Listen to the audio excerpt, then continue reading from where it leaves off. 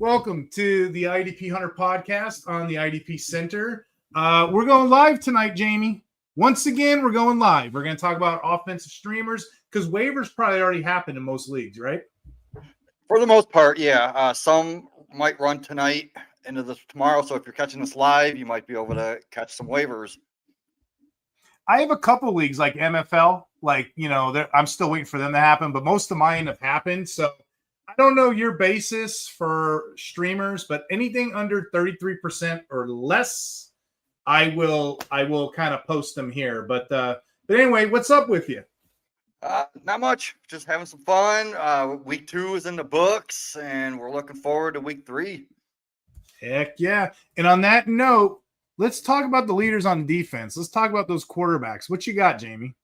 For quarterbacks, so we got some news. Joe Burrow's going to be out for a while, so your priority should be Jake Browning in Superflex in 2023 as a starter from weeks 12 to 18. He averaged QB7 numbers, putting up 20 points per game on average. So that could be usable in Superflex. So streaming, so I want to cater to almost different types of leagues. Some might play in smaller league sizes. So what I'm going to do is I'm just going to list my rankings outside of the top guys. Starting at QB 14, we got Daniel Jones, Michael Penix, Jordan Love, Jared Goff, Sam Darnold, Geno Smith, and Cam Ward. So that'll round out my top 20 overall. For deeper leagues, look for guys like Aaron Rodgers, Mac Jones. If Purdy's out, there is a thing that says Purdy might play, but you can just plug and play Purdy into that top 20 area if he does. But then you got Trevor Lawrence, Russell Wilson, Bryce Young, guys like that. They could be usable in a streaming week if you're desperate. I would stay away from the Carson Wentz, Jake Browning. Maybe just this week I would stay away from just to see how he does. And then Stafford, Tua, Tyrod Taylor would be a good one, and even Spencer Rattler. I have a question for you, Jamie. Last week you were off Daniel Jones, so it's a two-parter. Do you still feel that way? And then my second part to that question is, all of those streams that you have at quarterback, do you value Daniel Jones over any of them? Well, yeah, I have Daniel Jones right at quarterback 14 because if you look at my top 13, you're not playing Daniel Jones over those type of guys.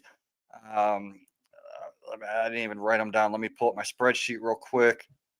But, I mean, Josh Allen, Lamar, Hurts, Mahomes, May, Herbert, Caleb Dak, Kyler Murray, Stroud, Baker Mayfield, Knicks.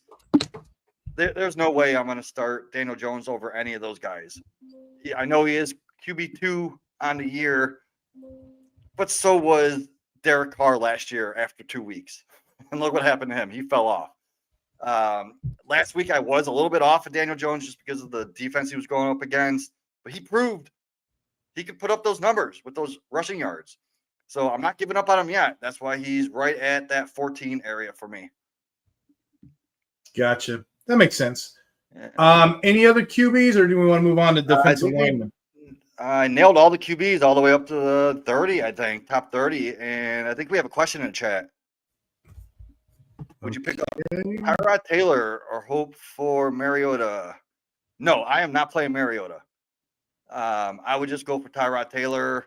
I think he's actually he's not going to hurt the offense, the Jets offense. He actually may make the Jets offense a little bit better if you look at like his passing compared to Fields. But I think Tyrod's fine. He's got some rushing upside, and I'm not worried about Tyrod Taylor. Like I do have him low. I think he is like 29th for me. What did I say? Jake Browning, Tua, Taylor, then Spencer Rattler would be the last guys. I didn't even mention Mariota, so left him off intentionally. Gotcha. So moving on to defensive linemen, I don't want to repeat players that we said last week. So if you guys are interested, just go back to last week's show. There were some top names. Byron Young's still out there. Carl Granson's out there. but I'm looking at streamers, and my top guy as far as defensive linemen go right now is Nick Herbig. He's only owned in 2% of leagues. He's going to play for the injured Alex Smith, Nick Herbin. For those that don't know this player, in 2022 in college when he came out, we did over the Fantasy Six Pack, we did his rookie profile. He was a top 10 pass rusher, and he had 10 sacks in college in 2022. He's continually talked about as one of the better edge defenders. He's just been on the bench. So last season in the NFL, he showed flashes when they did let him play. In fact, PFF recorded him a 91.5 pass rush grade, and he did log 2.5 sacks, Jamie, in 6 games. So with Highsmith gone, expect him to have good numbers. And he's playing the Patriots this week. So that's probably my top guy as far as DLs go this week. Rashad Gary's still out there. The rationale on him, he's going to be polar opposite of Micah Parsons, so he's going to eat. But yeah, Herbig's probably my favorite. If you want to go a little deeper, those middle size leagues, Hassan Reddick didn't do much this week, but he went off week 1 with a sack. But he's getting 79% snaps. He's getting 84% snaps. So that tells me they have a plan to use him. Another guy you can get those middle round league, those mid to shallow league drafts is Dorrance Armstrong. He's not the greatest. He won't wow you with the metrics, only owned in 1% of leagues, but he's the only edge player the Commanders trust. So he's logging a lot of massive snaps, and he's got great matchups coming up, like the Falcons and what have you. So yeah, I'm kind of interested in Armstrong too. You want to go even deeper than that? Joey Bosa is only owned in 7% of leagues. He's got a lot of impact plays so far, so he's only like DL 22 in big play scoring, DL 29 in 1-2-3 scoring, which is what me and you play in, Jamie. But any one of those guys, they're going to be out there for you. And then, of course, those super, super, super deep ones, it's kind of harder to get a steady defensive lineman. You can look for guys like Marcus Davenport that have upside. DT required leagues, here's a name for you. Devontae Wyatt, he's owned pretty much nowhere. With Kenny Clark gone, he's going to have a bigger role. And then Milton Williams, go ahead and look at the metrics on Milton Williams. He went off this week. He's the guy, I don't know if you guys remember, he signed in the offseason with the Patriots for that massive contract. Week 1 was kind of a little bit of a dud, 78% snaps, 3 tackles. This week with similar snaps, 69% snaps, he got 3 tackles, 2 sacks. So if you're chasing big scoring leagues, those would be my defensive tackles and defensive ends I'd be looking at. But that's all I have. What says you, Jamie? Yeah, you pretty much nailed it. I like all those. Gotcha. How about your next category? What you got, buddy? Let's go start with the running backs. So okay. I'm going to go Brayshaw Tootin. Man, this guy's between 50 to 60% owned in the leagues that I'm in. He's not just a handcuff anymore. He's seen 25% of the snaps last week. He will get targets, and he's so electric. He can get you big plays on minimum touches. Also, Cam Scatabo, he's seen 52% of the snaps last week. He had 5 red zone carries, even had 3 targets. Tracy hasn't had a red zone carry all year, so I'm going to get Scatabo. And then Tyler Algier, the ultimate handcuff. Like, he won't see volume like he did on a weekly basis last week. But if Bijan does go down with an injury, he's going to be a league winner, and he has that top 10 to 15 upside. We've seen it even with Bijan getting 22 snaps or 22 carries. Algier still had 16 behind him. So a guy that I'm going to go after, very low owned, is Jeremy McNichols. So while people might be going after Chris Rodriguez, who will see some short yards and those goal line work, McNichols is going to be that pass catching running back who should be the 1-for-1 replacement for Eckler, who is out for the year, maybe even his career. Next, I'm going after Woody Marks on 3 carries and 1 target. He ended up with 51 yards. He's the most explosive running back in that backfield and could get more work going forward. And then lastly, if you're desperate, go with Kenneth Gainwell. He played 40 to 50% of the snaps. His routes ran were 40 to 50% of the passing downs. So some points are better than no points. That's why I'm saying if you're desperate. Heck yeah. Hey, we had some questions pull up in the chat while you were going. One of them was for you. Let me start with Badger because I kind of missed you, buddy. I'm sorry. So who would you rather pick up, Herbeck, Dorrance Armstrong, Joey Bosa, or White? Those are good options, your DL2. Believe it or not, I looked at this, and I thought this was a smart question, so thank you for leaving one. At first glance, I'm like, Leonard Williams. I'm like, no, you know what? I'm going Herbeck because I want that edge upside. So for me, I'm going to go Herbeck. This is how I have them ranked. Herbeck 1, Williams 2, Bosa 3, because, the Bills, besides receiver, they don't got anything else. And then Armstrong is like on my bench, a deep shot if I don't have anything. Like those bye weeks, guys like Armstrong, Digbo, they're going to really help out. So thank you for that question, Badger. Sorry I didn't get to it in time. Houston TV said, what's good, Jamie? What's up? And then he's asking about linebackers, which I'll save for our next category. Do you have anybody else in your running back category? Do you want to just move on to no, let's move on. We hit all the running backs that I'm looking to pick up. Okay, gotcha. So here's what's interesting about this question, linebackers. I'm pretty sure Pete Werner and Demario Davis are owned in leagues, but I looked it up. There's still leagues out there where they're not owned. If you're in those 30 to 40% of leagues where these guys are rostered, more power to you. But there's a couple leagues out there where you can still get guys like this. So let's say I have both of them on my roster. Which one are you starting? Yeah, we're going to get to that, James. So what's interesting is I write the linebacker article, the Every Down linebacker article, and I kind of capture where these players position themselves, like in the box, coverage, this, that, whatever. What's interesting about your question right now, Houston TV, is Pete Werner has 116 box snaps. Demario Davis has 115. That blew my mind. I was like, wait, what? How is this? Why is this? Yeah, I did not expect that when I started pulling numbers. So if you guys are interested, it's on the Fantasy Six-Pack, the Every Down Linebacker article. Now, it could be a lot of seasonal stuff, could be a lot of interesting stuff here. Let me talk about the case for Pete Werner for your leagues as a streamer. 92% of the snaps, Jamie, week 1.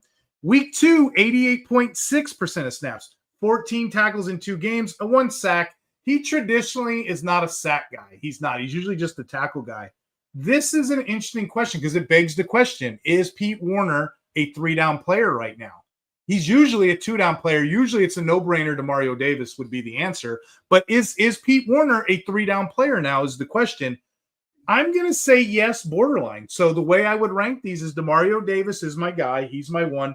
Pete Werner in the flex with possible potential to be in that LB2 range. Thank you for asking that question because that's something recently I just looked up and I was interested in those numbers. At linebacker, we do have a lot of developments going on.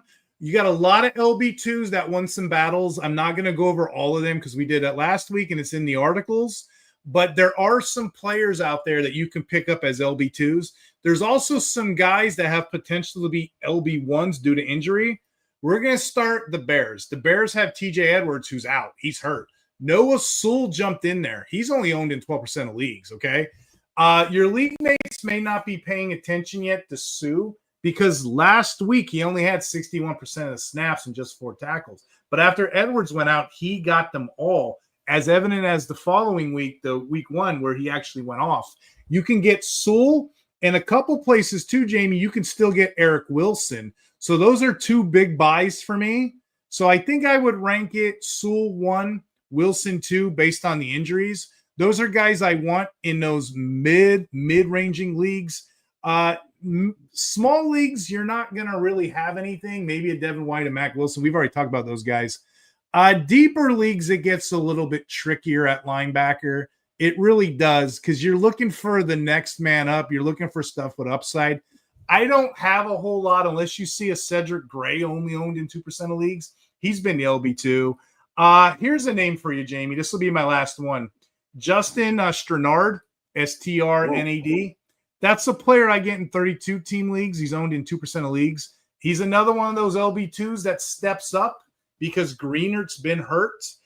Justin Strenard, he's going to get you volume. He's going to get the tackles that Alex Singleton doesn't get. So consider him and consider many of these names as you go forward. Strenard last week, nothing special. 80%, 5 tackles, but there's a sack in there. You know what he did the following week? 67% of sacks, 57% of snaps, 5 tackles, 1 sack. So at least he's consistent, and those are the deep leagues. So that's all I have for linebacker, Jamie. Awesome. Do you want to move on to receivers? I do. Any more questions in the chat? No, not yet. Okay, drop your questions in the chat. We'll get to them. So wide receivers. I'm going to start with the Green Bay guys. Romeo Doubs. He's only 30% owned. He's going to be the main guy right now in this offense. He's seen all the red zone targets, so that touchdown upside is real. And then we got Dontavian Wicks, only 7% owned. I seen him getting the slot snaps last week that Reed was seeing. So he could be the 1-for-1 replacement while Reed is out. So you can get him. Matthew Golden, he's 80% owned. He's not yet startable. I'm not starting him. But I also see people that could be dropping him soon. So that could be someone that you could put on the end of your bench, wait for the breakout, because the breakout is going to be coming. And this one blows my mind. Cedric Tillman, 45% rostered. What are we doing, people? I've been saying it all off season. He'll be the one in that offense you want over Judy. Like, even yesterday, I was in a chat on a podcast that I was a guest on this summer, and the host mentioned me.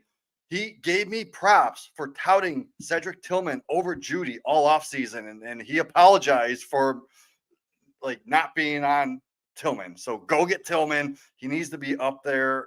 45% is way too low. And then we got Wendell Robinson, man. This guy saw 8 targets in week 1, 10 targets in week 2. He's sitting right now as a top 10 wide receiver. He had back-to-back games with 25% target share. The volume is real for him. He's definitely a weekly flex option at minimum. He's not going to be top 10 every week. I'm not saying that, but he is a guy that needs to be rostered. Then you got a guy like Troy Franklin. He caught 4 or 6 targets in week 1, only played 64 snaps or 64% of the snaps. And then he also ran 30 routes, which was a 73% rate. Then in week 2, his snap share increased to 83%. And he ran a route on 93% rate. He caught 8 of 9 targets for 89 yards and a touchdown. 3 of those targets were also in the red zone. So you could see touchdowns coming from him. He is a must-own right now. And then I love this guy, just for his name, Keyshawn Booty. I noticed his targets dropped from week 1, but his route percentage basically stayed the same. The Patriots didn't need to throw the ball as much with May getting those 10 rushes last week. But I think Booty had that 1 target, and he caught a touchdown with it. So I am definitely considering Booty on a week-to-week basis. And that's it for the wide receivers. You have a couple questions in here. I'm trying to get to them all. Hold on a second. So Ravens Walker. Is he worth an ad? Walker, Devontae Walker is not worth an ad. He is a flash in a pan.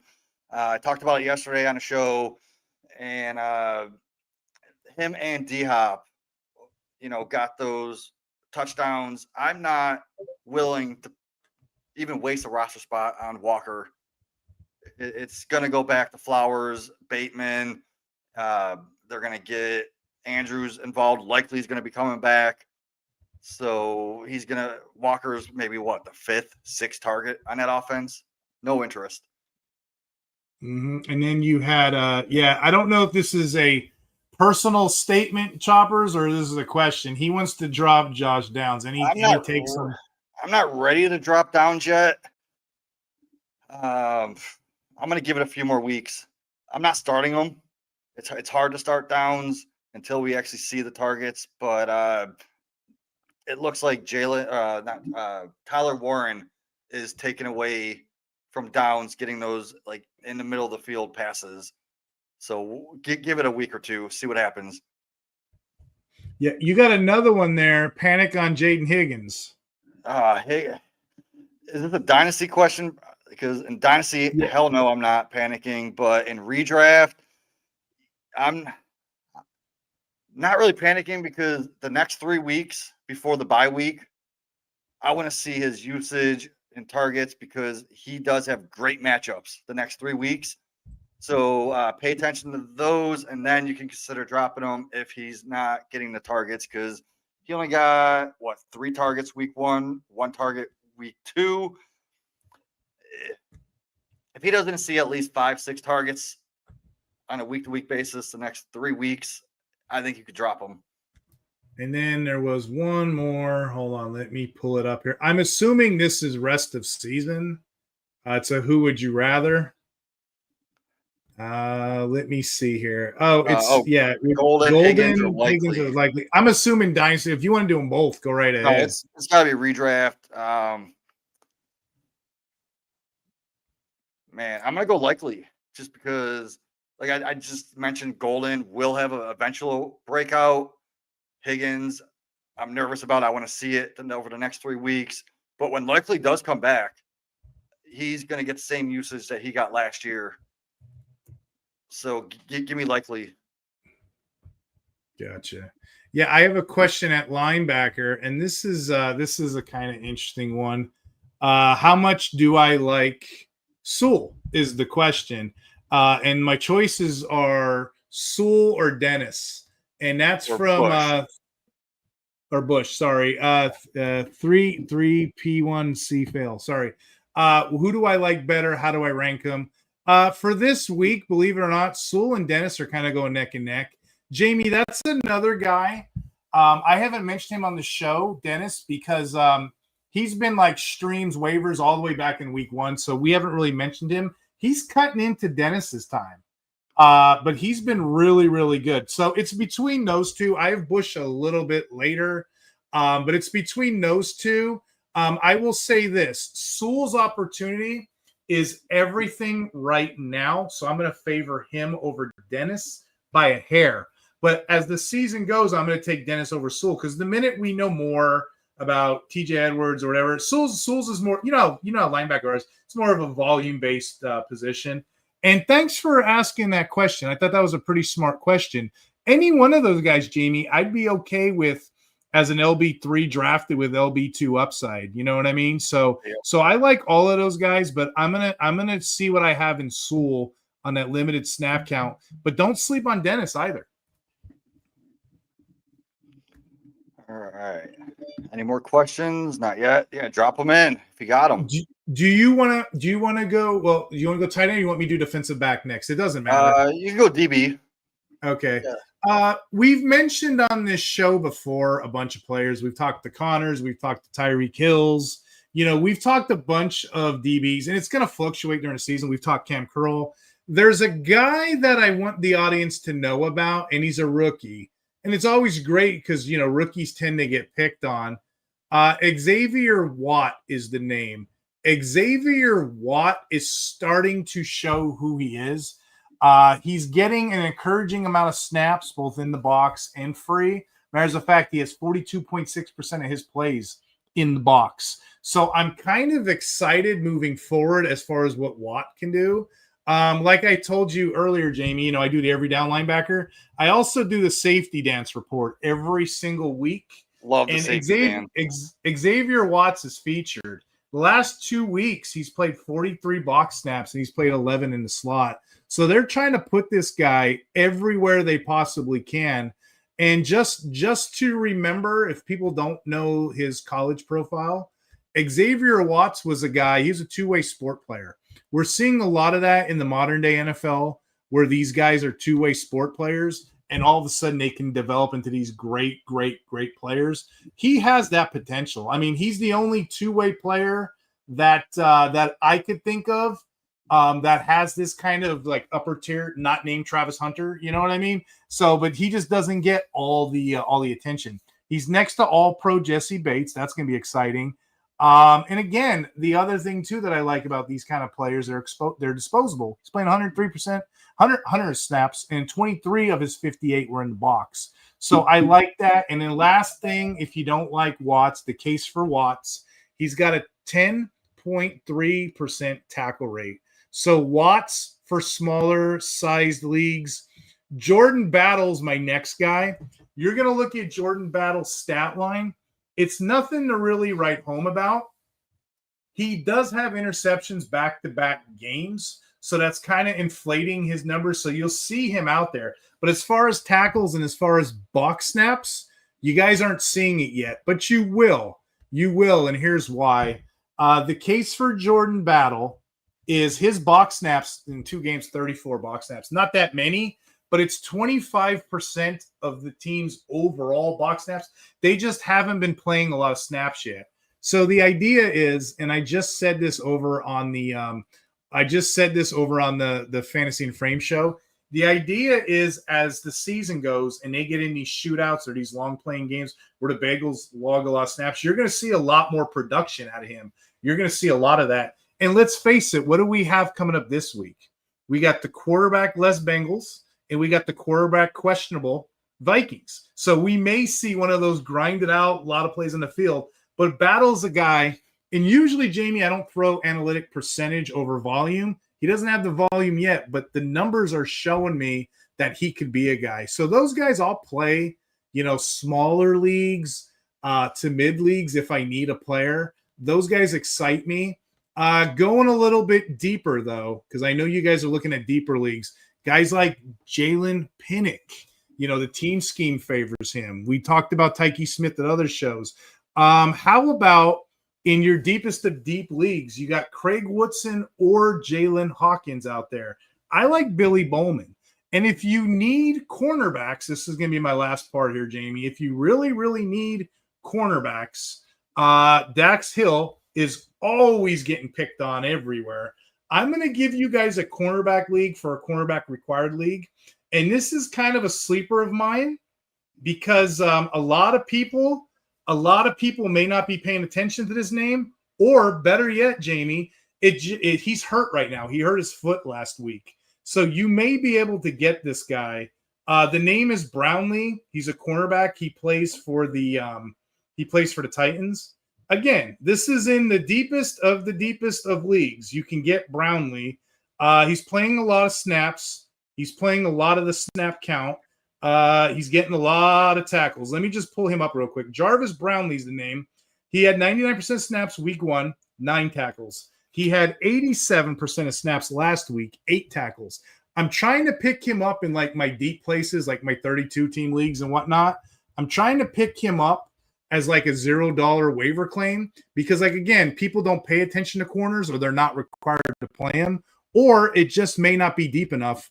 And if you guys need a little more convincing, Brownlee was one of those Titan top cornerbacks last year as a rookie. And he's got guys like Snead on his team. He's a 5th-round pick out of Louisville. He played all 17 games, started 14 of them, and he recorded, ready for this? He recorded 75 tackles as a cornerback for the Titans. So that's one coming up if you need one. But that's all I have, Jamie. You got anybody? Any thoughts there? No, we got a question in the chat. Okay. Badger. Okay. I don't know if I'm pronouncing that right. 3P1C fail. Okay, makes sense. Saw Dennis popped on injury report on ankle. Could explain why he was taken out at the end of the game. Yeah, it's early. A lot of these guys are getting hurt left and right. Jamie, I think you could attest to this. Running back and linebacker are probably the most injury-prone positions. As the season goes, we don't have a lot of streams. As the season goes, it's going to be plug-and-plays, like direct volume replacements. Am I right? Yeah, yep, exactly. Yeah, and I think, like, it's the positions, the nature of the position. They move back and forth, ACL tears, what have you. But, yeah, we're going to see a lot of these guys moving up. I don't have an answer for Dennis injury report yet. Right now, I have him. I'm ranking him. I'm still playing him. Here's a name for cornerback required leagues too. This is Badger again. Thank you for this. Thoughts on Jordan Lewis? I didn't mention him because I just assume everybody kind of knows right now. When the top 5 cornerbacks come off the board, Jordan Lewis is a guy. And let's be real. Jordan Lewis, he's playing on the Cowboys. For some reason, that team knows how to develop, don't they? They know how to develop cornerbacks. I don't know what it is, but yeah, Jordan Lewis has been going. I'm sorry, he plays for the Jaguars. The Jaguars are the other cornerback team. I meant this. I had Cowboys on my brain because that's a player I'm going to talk about at the end. But the Jaguars and the Cowboys, for some reason, they know how to like groom cornerbacks. But yeah, Jordan Lewis right now, 100% snaps week 1, 5 tackles. 100% of snaps week 2, 8 tackles. Jordan Lewis is a guy, I'm going to say I give him a CB6, and he has been popping off. You know what's funny, Badger? I've been trying to pick him up the last 2 weeks, and I play in like 32-team leagues, 64-team leagues. Those MFL degenerates where you play 2 cornerbacks, I can't find him anywhere, and that's the only reason I didn't mention him on the show. But kudos for you for mentioning him. He is legit. You need to take advantage, and it's always a great matchup when you're playing against Houston because they love the pass. Thank you for that question. He even had an interception in week 1 and a fumble recovery. So that spiked his points right there. So that's someone that I'm looking for.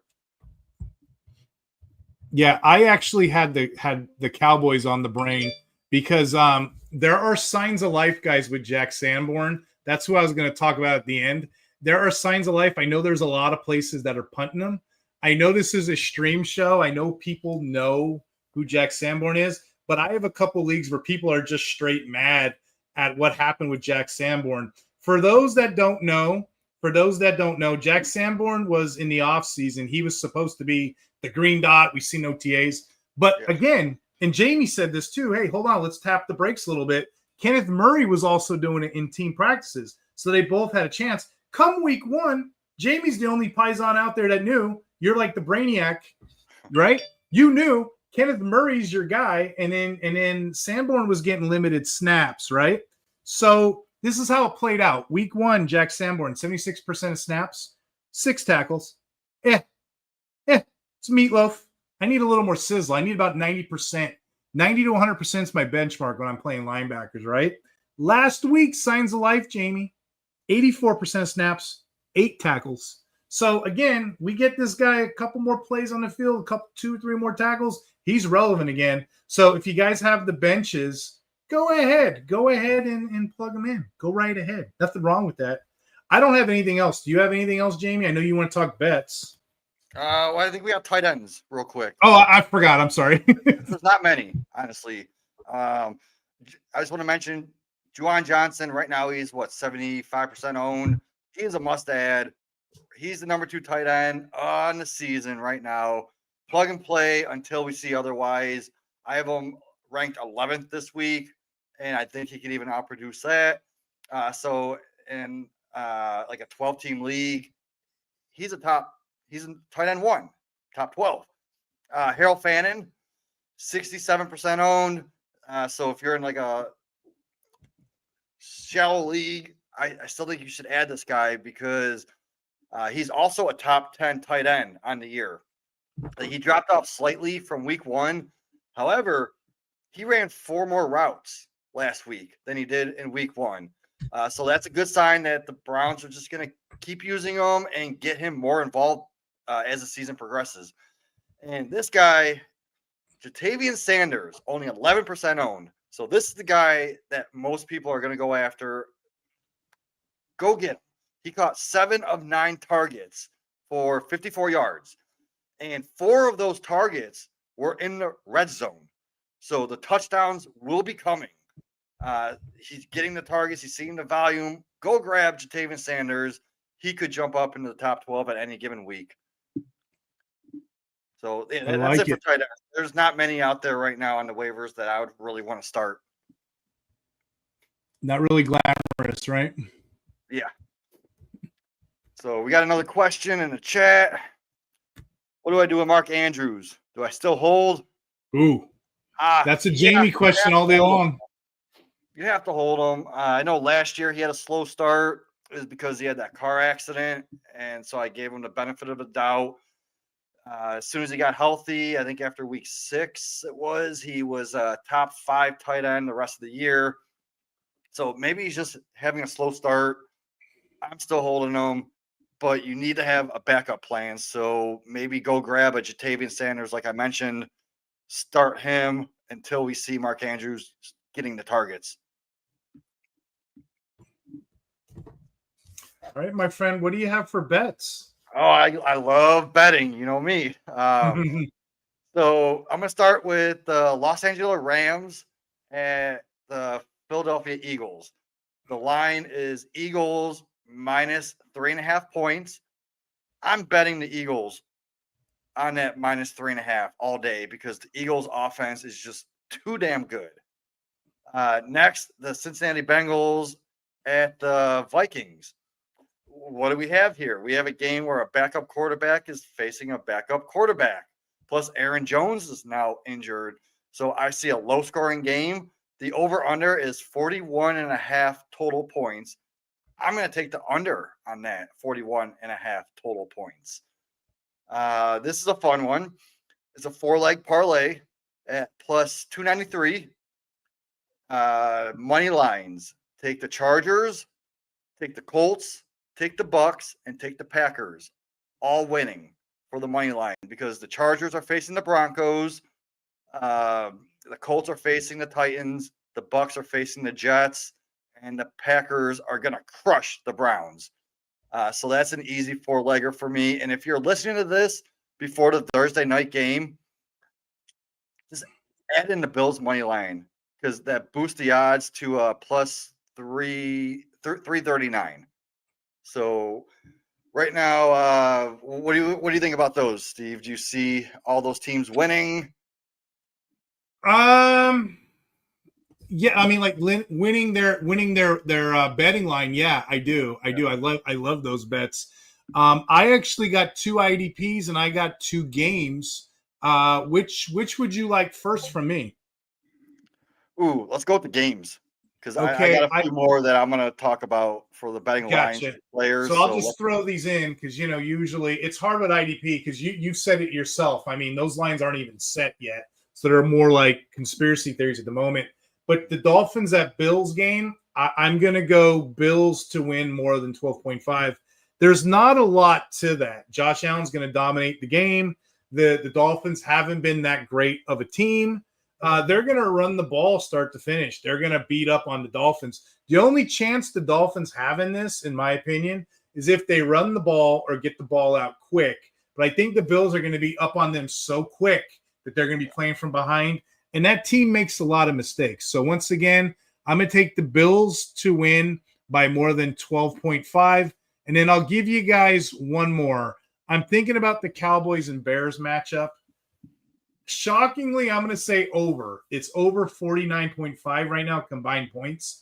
I know what you're thinking. The Bears offense is bad. Well, the Cowboys defense is also bad. So what happens when a bad offense plays a bad defense? Somebody's going to have to give. I'm going to give the advantage to the Bears. I think the Bears are going to score a couple, more than a couple. They're going to get down there a couple times on the Cowboys.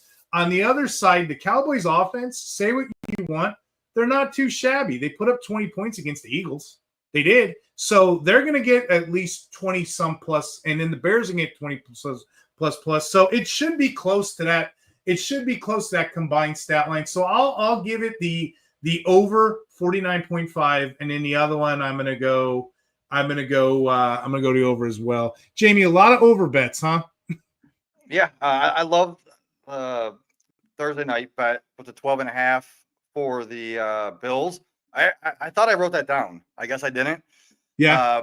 So what I did is I put it in a parlay today, and when I parlay, I like to kind of tweak them. So I put 8.5 points, but I do think they are going to win more than 12.5. Hey, you got some wide receiver questions in here.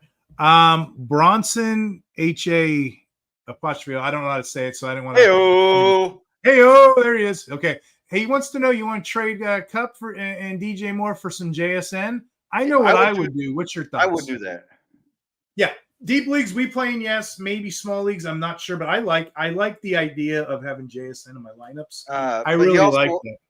I would not. I don't think I would do the Cup, DJ Moore, and Daniel Jones for JSN unless you're already set at quarterback. Like if you need to throw in a Daniel Jones just to get JSN in that deal, and you already have like a Josh Allen, a Hurts, someone like that, then yes, go ahead and throw Daniel Jones because in a single quarterback league like this, you can go out and pick up a guy that whenever your starter is on bye, you're just wasting a roster spot with Daniel Jones on your bench. So Hey, yeah, you know what? you need to do it. Bronson is my dude. I'm looking at his answers. You already know Bronson's an active manager. He's a wheeler and dealer, and that's near and dear to my heart. You know me, Jamie. I like to buy, sell, trade. I like to move. I hate lazy leagues. I hate lazy managers. I hate just sitting on teams. I like active managers like you, Bronson. So if there's ever a league out there, if you're looking for a league, come find me or Jamie. We would love to have you. Here's another active manager question, which I enjoy. Same premise. He's got Cup. He's got DJ Moore and Daniel Jones. Do you package that for JSN? What do you think, Jamie? Well, yeah, that's I just mentioned. So like Yeah. Daniel Jones, adding him if he's on your bench and you have a top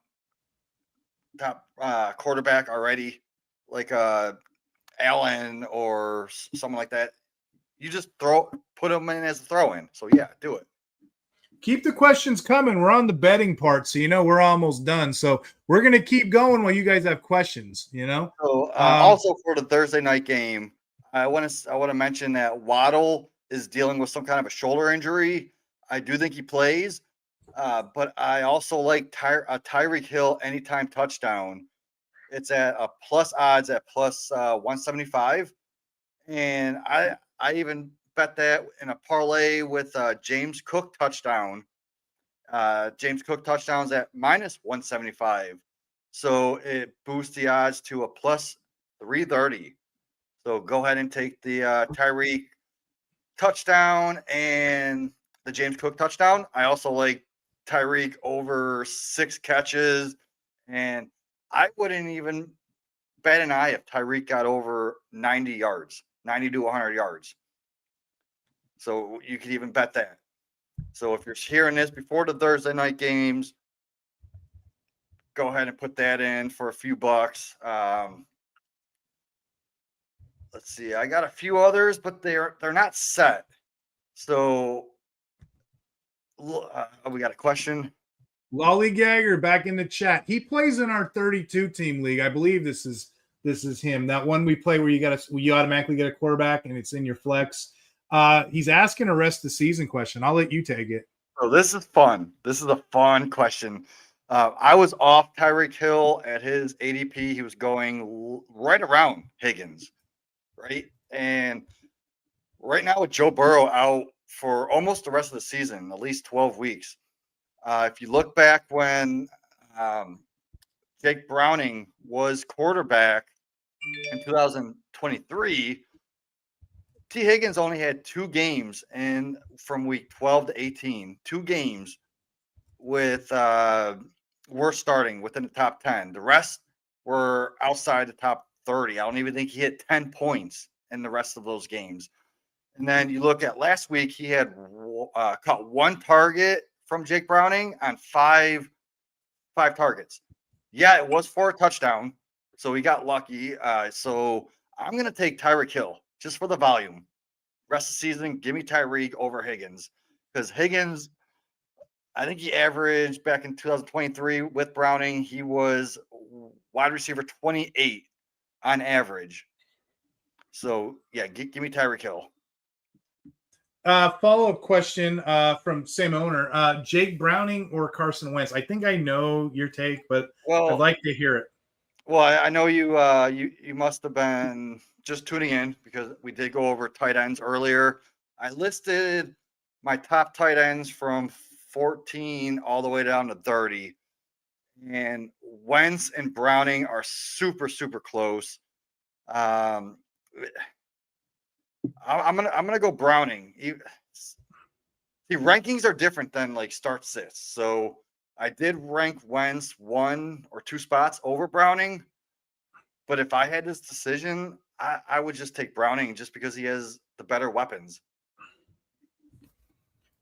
And one more here as far as linebackers go. This is actually a smart one here. Yes. The question is, who do we want for this week? So we're not on rest of the season right now. We're talking about just this week and this week alone.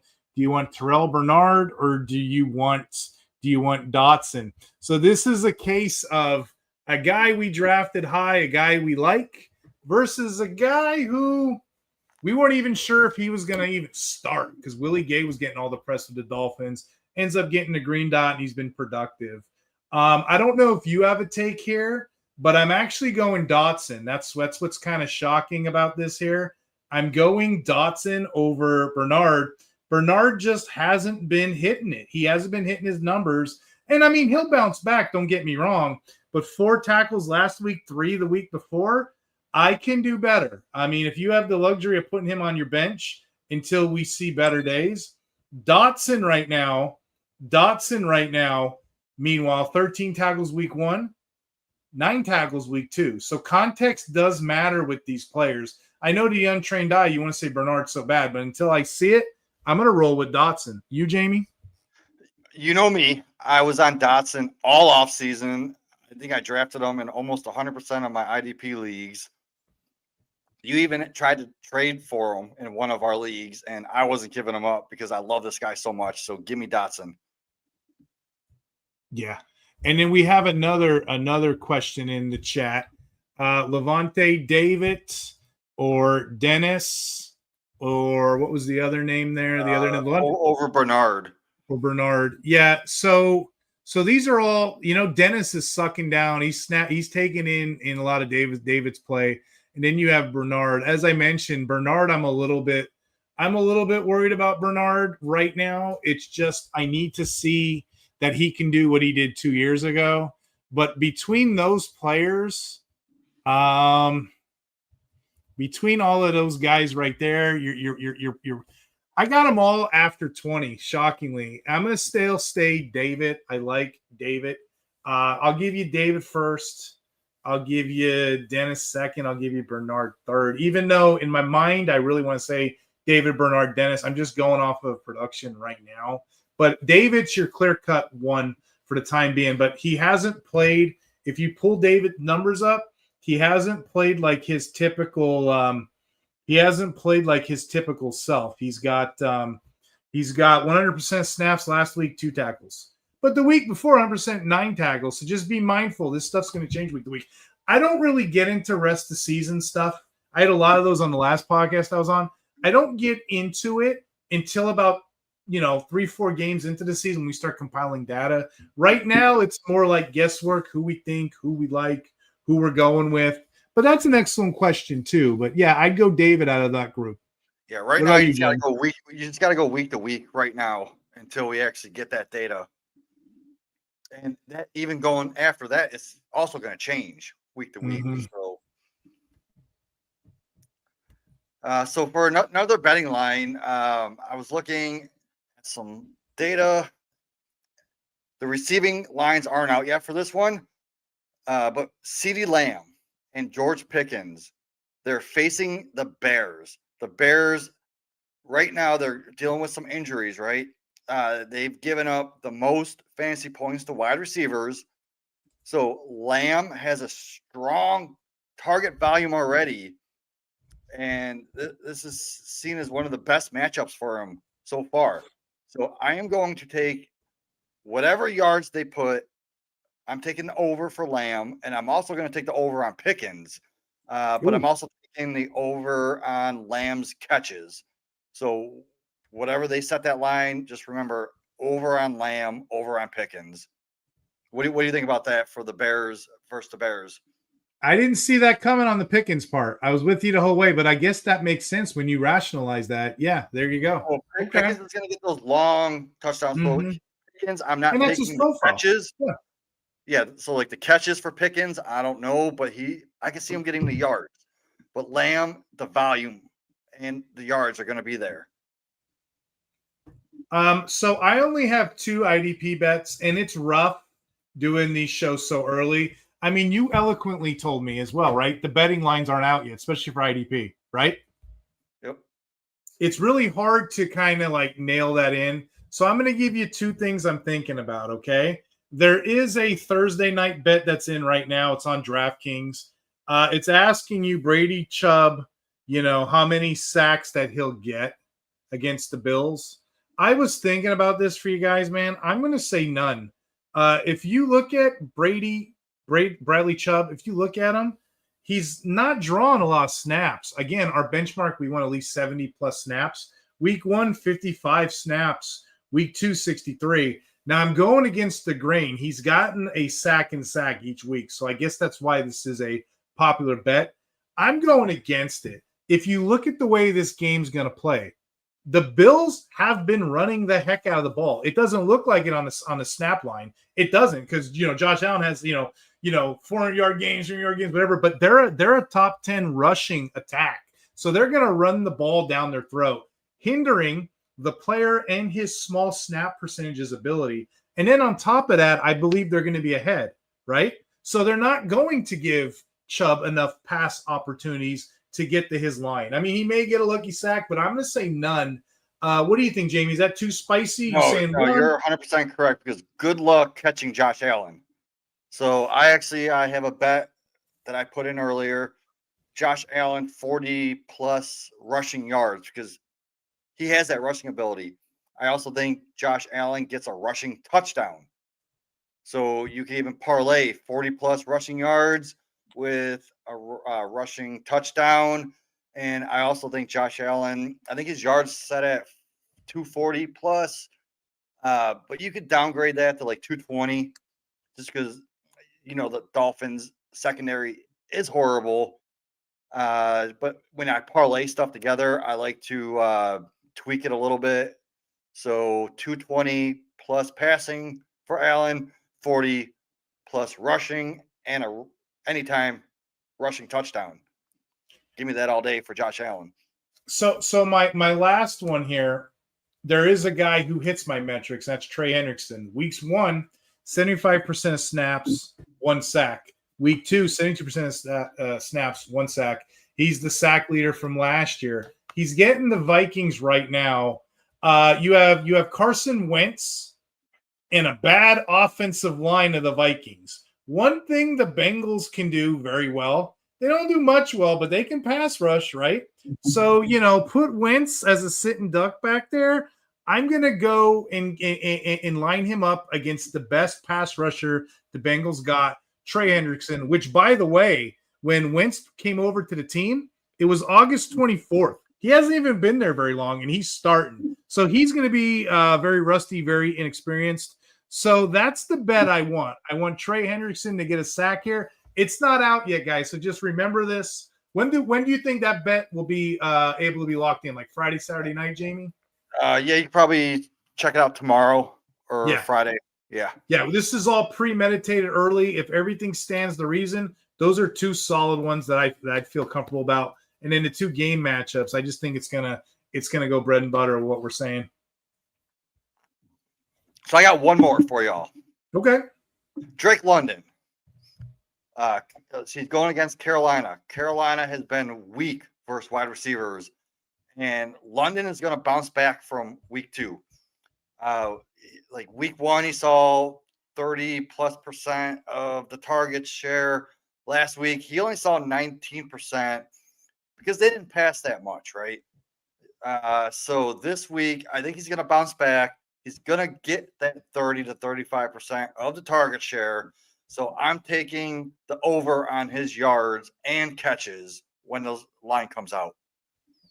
And we'll drop it in the chat. So if you're watching the show in the future, I'll drop these bets in the chat just to confirm. Do you confirm what Chris Longo says, that Drake London stinks? How does Drake London stink, dude? Explain. Get him. Come on, Chris. Get back in the chat. You're being asked upon.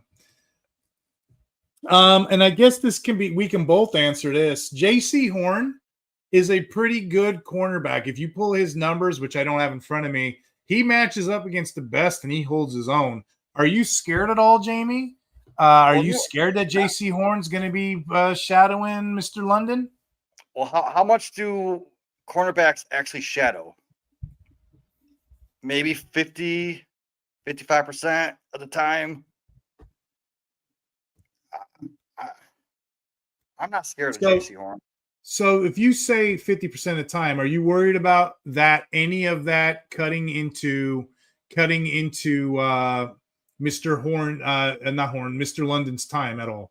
Okay, so I just looked it up. J.C. Horn Yeah. shadows this year so far 38.3%. So that's nothing. Okay. That's a good question there. I think that was our last question. You guys got any other Yeah, questions? last year he was 93rd in shadow rate, 36.8%. So I'm not worried about J.C. Horn. Heck yeah.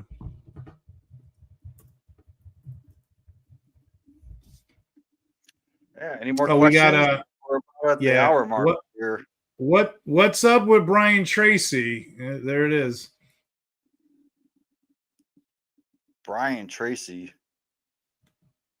Who the heck is Brian Tracy? Yeah, I don't know. I don't know who that is. I mean, so far in 2 games. All right, hold on. We got a couple people here. 2 games. Who's Brian Tracy? No You think idea. maybe Brian Thomas? Brian Thomas, is that you, Jr.? person? That's Oh all, or yeah, Tyrone yeah, it's Tracy. been kind of shitty lately. So We'll talk about them both. Tyrone actually, Tracy, Brian Thomas. um, so I'm actually going out and I'm going to buy Brian Thomas Jr. right now. Okay. We all know he could be a top 10 wide receiver, and he's going to positively regress back to where we were actually drafted him. I think we're taking him early second round. Yeah, go ahead and buy Brian Thomas Jr. He's going to get his. So he's a buy low candidate because of his usage. Because right now, hey, Chris Longo has a counterpoint for you. You know, we always buy these players when they're low in value. So would you buy low on Drake London? The last 2 games, just to reiterate what he's saying, been targeted 15 times. Game 1, only 8 receptions, 55 yards, no touchdowns. Week 2, only 4, caught 3 for 49. Are you buying in on the dip, or are you just going to say, let somebody else take Mr. London? What I'll are your take thoughts? him. End of the year, if he could be a top, Thanks, put up Chris. top 5 numbers. I know the reception perception guy. What's his name? Matt Harmon. Mm-hmm. He loves Drake London. He said, I remember I talked to him in the offseason one week, and he mentioned to me that he had Drake London 11th overall. So that means he was drafting him at the 111 over guys like the Brian Thomas Jr.'s, the Amon-Ra St. Brown. So he's going to get his. Yeah, he had 15 targets. 2 were in the red zone. So that he's going to get his touchdowns. And last week, they just ran the ball so many times. They only threw the ball 21 times last week. So they're going to be throwing the ball a lot more going forward. So I'm definitely buying Drake London. Do you trust the Bengal receivers with Browning? So we talked about this earlier a little bit. What did I mention? I mentioned that T. Higgins, he caught 1 of 5 targets, but that one catch was for a touchdown. So I think you could sell Higgins right now just because of the box score off that one touchdown. If you look back at 2023, he had 2 games with Browning from weeks 12 to 18 as a top 10 wide receiver, but the other games he had were way outside the top, 40, 50. So it's hit or miss with him, and I'm not going to trust him. Even Jamar Chase. Jamar Chase only had 1 game back in 2023 with Browning that was a 30-plus point game. but every other game that he played didn't even reach 10 fantasy points. So they're going to play off each other. I don't think Browning can make Jamar Chase and T. Higgins both reliable receivers week to week. It's going to be one or the other. So I think you could probably sell Chase off of his name alone and then sell Higgins off that touchdown that he got last week. Okay. Hey, I just want to thank you for your time. Thank you for all the questions we had on this show. Thank you, Jamie. Quick shout out to our sponsors, the IDP Center, where some of you are actually in the Discord and on the page where you're seeing our work here. But if you join the Discord, you're going to get all these great rookie rankings, all these great dynasty and offensive rankings, as well as an IDP trade calculator, which is state of the art. One of the few sites that actually has this constantly going every single week. You're going to see articles like mine, the DL Stream of the Month. And we appreciate you too, Chris. Just keep tuning in. We're going to keep doing these live for the first couple weeks of the season. For you guys that are new, just want to introduce myself and Jamie where you could find us. I'm the top 4 IDP ranker on Fantasy Pros. You can see my work there. I write in every down linebacker article at the Fantasy Six Pack. I also write the safety dance, which is all the box steps, all the kind of stuff I do. Those are at the Fantasy Six Pack if you want my content. I'm also on the Fantasy and Frames show with Gary Davenport, Jorge Edwards. And then lastly, we kind of ground ourselves. We come here. We do a lot of pre-recorded, but the first couple of weeks, this has been fun. We've been doing a lot of live. So check us out. Check our workout. Keep us going. We live off of your questions, guys. The Discord link, I'll tell you what I'm going to do. I'm going to go ahead and put it on the YouTube page, the IDP Center. I'm going to put it there for you so that way you can get in after this. Just give me a couple minutes. Jamie, without further ado, walk us off the show. Tell the audience where they could find you, my friend. Yeah, I mean, you can find me all over Facebook. I run tons of groups with over 200,000 members. Fantasy football discussion, fantasy face-off group. You can also find me over at Fantasy Six Pack. I do their Wednesday show right before me and Steve go live over at the Fantasy Six Pack. We do the Dynasty Six Pack show from 9 to 10 p.m. Eastern. And then let's see, what else do I do? Tuesday night cheat sheet over at Going for Two. We do a live show.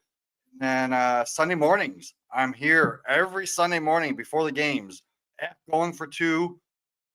We answer all of your start sit questions. So every single one that's in the chat, we will get to them. So tune in right before the games. We got you covered. Yeah, it's a very unique show, offense and defense. There's not too many people out there that would even dare to do that. And like I said, we're going deeper than most places. We're looking at streams instead of waivers. So again, you guys keep listening. You keep watching. We'll keep doing these shows. This is the IDP Hunter, and this is, at Jamie Perogue, and we're signing off until next week. Take care, everybody.